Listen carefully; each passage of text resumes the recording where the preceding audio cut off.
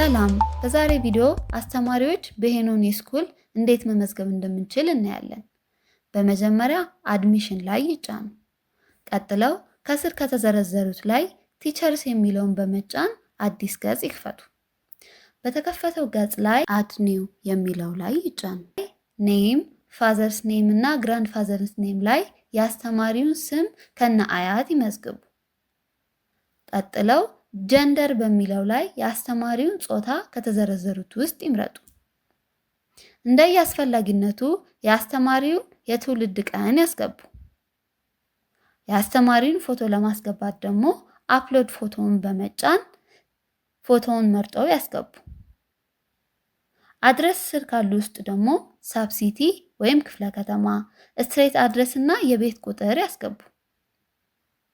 ኮንታክት ስር ካሉት ደግሞ ፎን ናምበር በሚለው ላይ ደግሞ ስልክ ቁጥር ያስገቡ።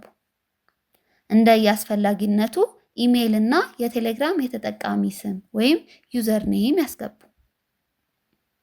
ቀጥለው ኤዱኬሽን ኢንፎርሜሽን ስር ከሚገኙት ላይ እንደየአስፈላጊነቱ የአስተማሪውን የትምህርት ደረጃ ኤዱኬሽን ሌቨል ላይ፣ የሚያስተምረው የትምህርት አይነት ደግሞ ሳብጀክት ላይ ይምረጡ።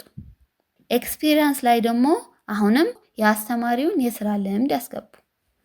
ልብ በሉ፣ ከመጨረሻችሁ በፊት የስታር ምልክት ያላቸው መጠይቆች በትክክል መሟላት አለባቸው። በመጨረሻ ክሬት የሚለውን በመጫን በቀላሉ አስተማሪውን በመመዝገብ ሲስተሙን አክሰስ ለማድረግ ወይም ለመጠቀም የተሰጠውን ዩዘር ኔም ወይም የተጠቃሚ ስምና ፓስዋርድ ወይም የይለፍ ቃል ማግኘት ይችላሉ።